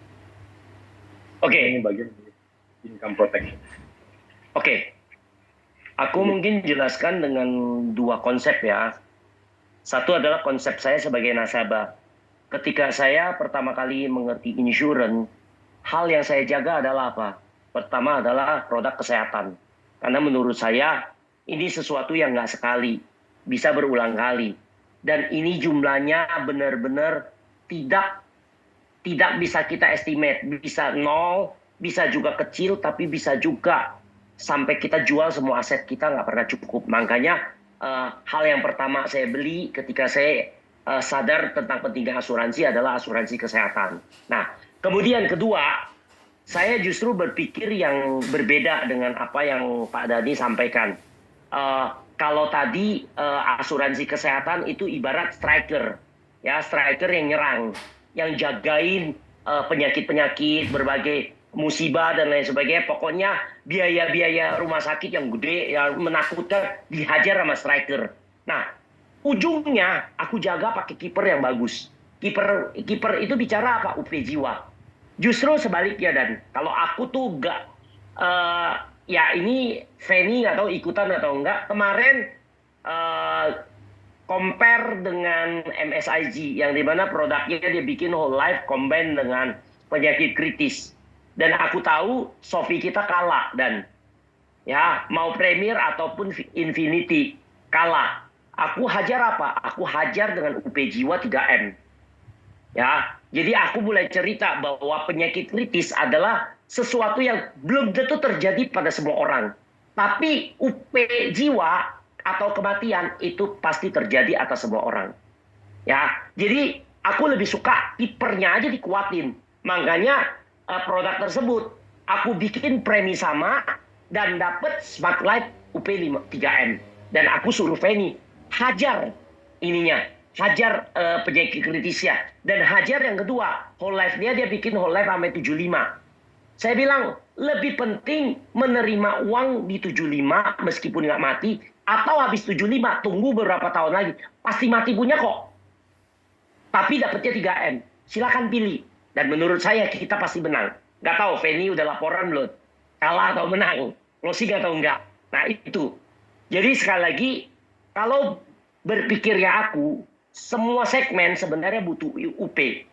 Segmen menengah ke bawah, bahkan tukang ojek sekalipun, sebenarnya kalau mereka sudah mengerti, ini sebenarnya menjadi basic. Tapi mungkin kalau kita closing yang premi terlalu kecil dengan bulanan, ya hati-hati persistensi juga. Ya, tapi TLP menjadi jawaban. Ya, nah makanya balik lagi menurut aku, terutama nih ya, fokus malam ini. Kenapa aku nggak stop tadi, Dan? Fokus aku malam ini, meskipun tidak semua teman-teman bisa masuk ke segmen itu ya. Aku sangat ingin The Warrior muncul di Case Sniper. Kenapa? Karena kalau UP kecil, ini mungkin bicaranya pun biasa aja. Tapi ketemu orang kaya, kita udah kagok duluan. Kita udah minder duluan bicara UP gede, dan kita nggak tahu cara untuk masuk UP gede. Nah makanya multiplikasi aset ini menjadi solusi. Dan saya sedikit lanjut ya. Tadi kepastian waktu aku udah cerita, yang data Badan Pusat Statistik ya. Dan kemudian meninggal itu kan sesuatu yang pasti ya. Nah terakhir yang aku mau sampaikan adalah gini loh. Cukup banyak orang berpikir bahwa yang sebenarnya ini adalah cara pikir kita. Mereka mungkin sebagian nolak dengan jawaban seperti ini. Jawabannya apa? Seringkali gini, kalau gue beli paper aset atau UP jiwa, gue kan nggak pernah bisa nikmatin. Betul nggak? Ini menjadi jawaban klasik yang banyak kita temuin. Ada yang pernah temuin ini?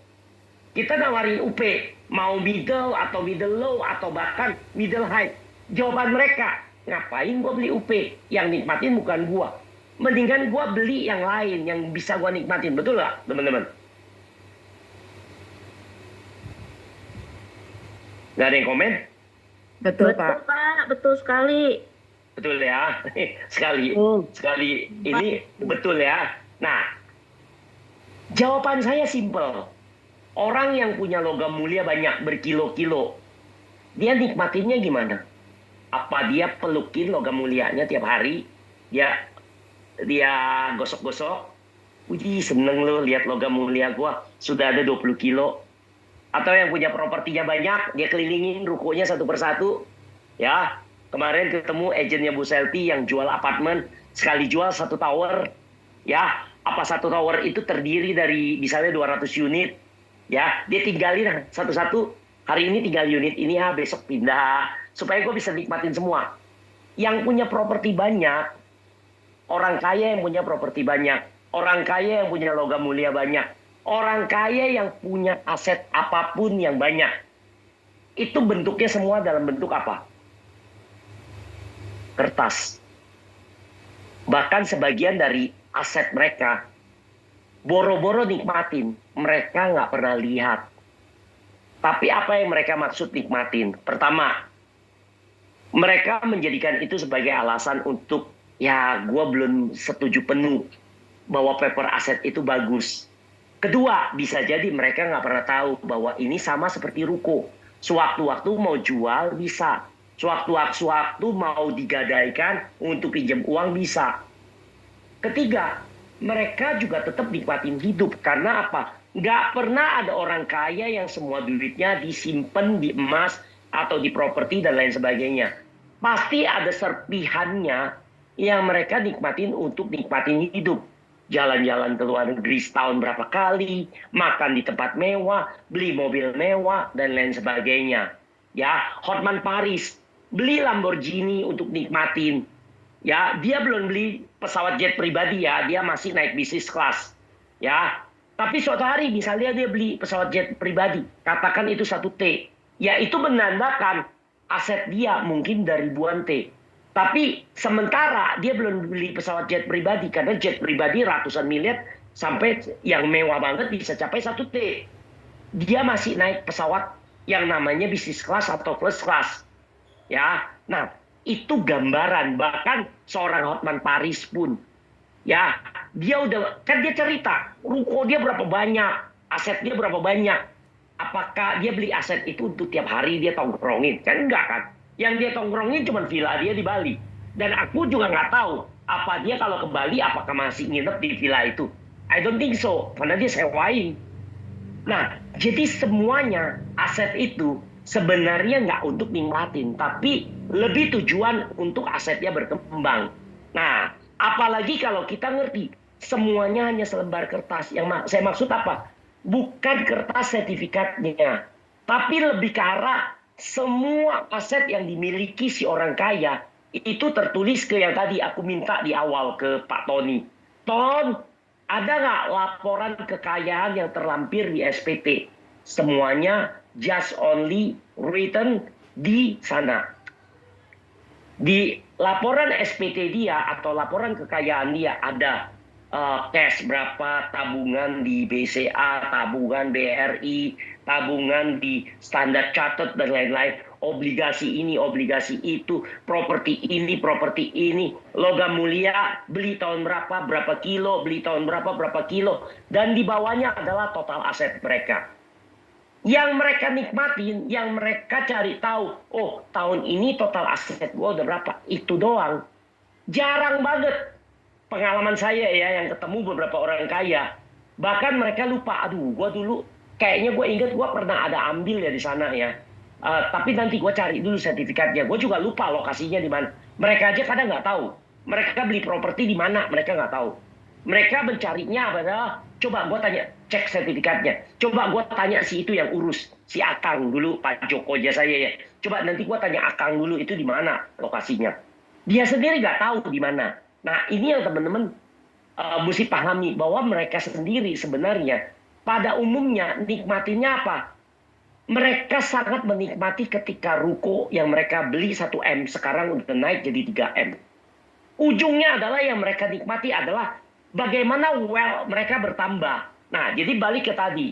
Kayak contoh yang tadi ya, katakan usia 40, satu bisa jadi 9,5. Oke, saya jadiin 1 jadi 10 ya, supaya enak hitungnya. Contoh teman-teman, ya nanti pada saat offline lebih enak ya. Sekarang dia punya 100 M. Dia tinggal coret beberapa untuk menggantikan paper aset yang 10 M. Preminya 10 M, dia beli UP 100 M. Ya, jadi dia coret aset uang di BCA yang tadinya 8 M jadi tinggal 9 M, udah kepotong 1 M. Mungkin ada satu properti ruko atau logam mulia berapa kilo yang dia coret sehingga hilang lagi 1 M. Ini coret lagi, ini coret lagi. Jadi ada yang hilang tapi ditukar dengan ini. Totalnya tetap 200 M. Ya, ada yang hilang sebesar 10 M dan ada yang muncul baru paper aset sebesar 10 M. Dan nanti di point tax ya, aku nggak paksa untuk hari ini, kita akan lebih ngerti lagi. 10M itu sebenarnya nggak perlu tulis. Bahkan uang under pillow money pun bisa kita pakai. Nah, tiba-tiba dia meninggal, 200M-nya jadi berapa? Bertambah 90M, karena yang 10M udah jadi 100M. Nah, itulah yang tadi saya maksud di awal. Bapak yang sudah kaya mau bertambah kaya nggak? Oke, ada pertanyaan teman-teman?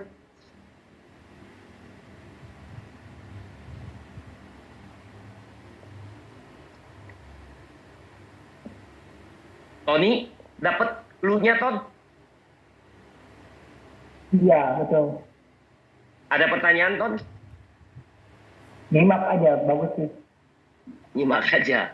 Aku berharap kamu bisa masuk ke anak-anak Pak Latif nih. Pak Latif punya banyak properti, tapi paper aset mungkin belum banyak. Nah, bagaimana dia prepare ke anak-anaknya untuk supaya aset yang milik dia ketika jatuh ke cucu-cucunya itu bertambah besar lagi. Ya, anak-anaknya hari ini misalnya usia 40 masih punya kesempatan 1 jadi 10 atau 1 jadi 9,5 dengan smart light tadi. Ya, sehingga aset Pak Latif misalnya masing-masing anak dia beliin premi 10M, ya.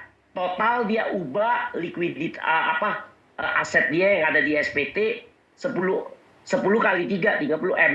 Tapi nanti bisa jadi 300M. Aset dia akan bertumbuh 300M, 270M tambahan lagi gitu. Oke, ada pertanyaan dari teman-teman?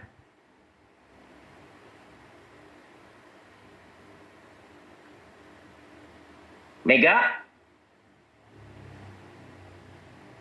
Belum, Pak. Oke, kalau tidak ada, sekali lagi last but not least ya, edukasi yang diberikan hari ini adalah satu edukasi yang hanya buka mindset.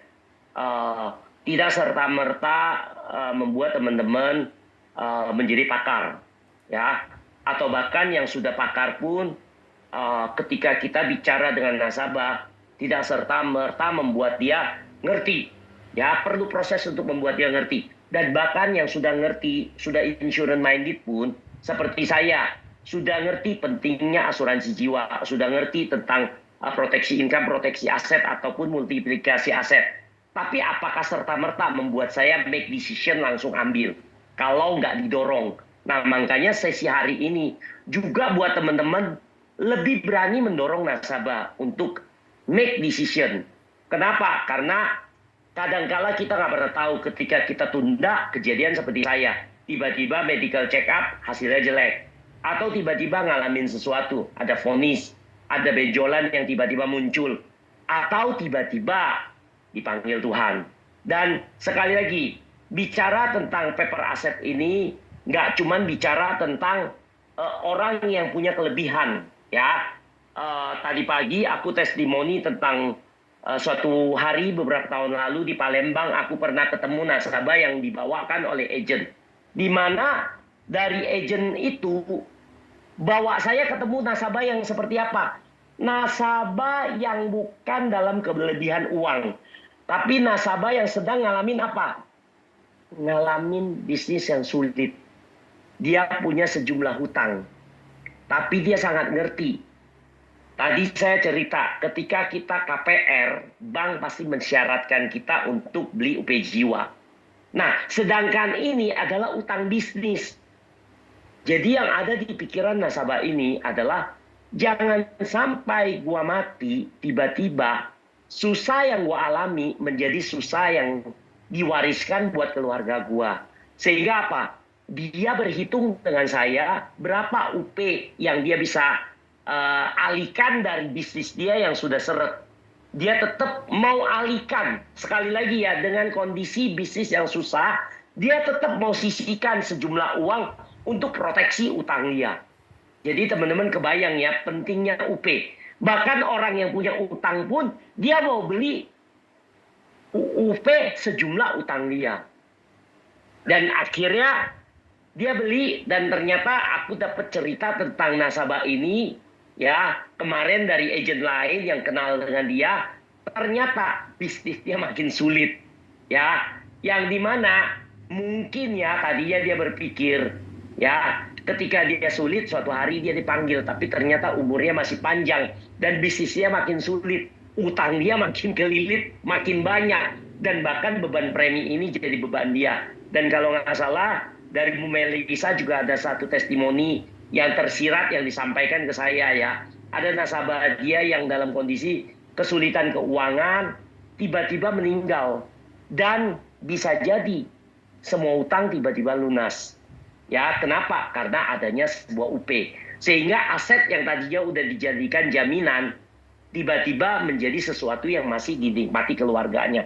Nah, itu adalah kata penghantar terakhir untuk teman-teman senantiasa melihat bahwa kesempatan untuk menjual UP baik kecil, middle, ataupun besar adalah sebuah kesempatan yang menjadi kesempatan kita.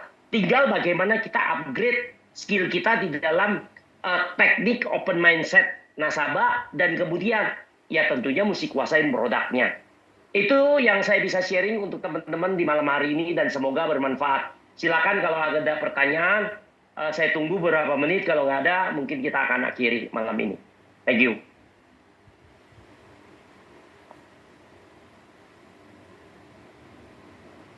Oke, kalau nggak ada, mungkin cukup sekian untuk kita semua. Dan sekali lagi thank you untuk waktunya. Dan semoga bermanfaat. Thank you. Thank you Pak Lusli. Pak Lusli, Ya. buat teman-teman yang di Jakarta, saya ingetin buat hari Kamis kita ada acara GM bersama dalam bentuk Health Talk ya, jam 10.30 di HWP. Kali ini kehadiran daripada Rumah Sakit Siloam Kebun Jeruk. Ini rumah sakit yang cukup punya nama dan jadi favorit ya di Jakarta. Jadi ini pertama kalinya mereka open untuk agency ya, bahkan istilahnya ya dengan benefit yang diberikan kepada agency dan juga nasabah-nasabah nantinya gitu loh. Nah, kemudian nanti setelah itu kita jam 1-nya kita kembali akan role play dengan skrip yang sudah disiapkan gitu ya. Nanti berharap teman-teman yang Jakarta bisa baca kembali, sesuaikan dengan bahasa teman-teman gitu ya. Nanti kita latihan bersama nanti di hari Kamis jam 1 siang. Itu saja. Thank you. Thank you semua teman-teman.